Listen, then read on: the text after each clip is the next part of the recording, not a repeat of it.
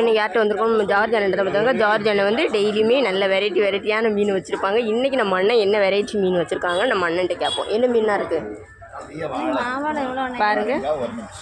பெரிய வாழை மீன் வச்சுருக்காங்க பாருங்கள்.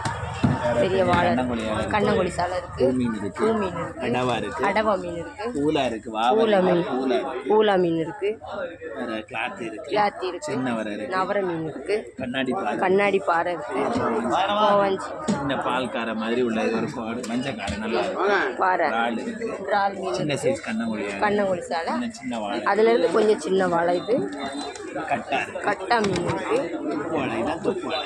பாருங்க. இது துப்பு வாழை மீன், சின்ன கோவஞ்சி மீன், கொடிசாலை இருக்குது.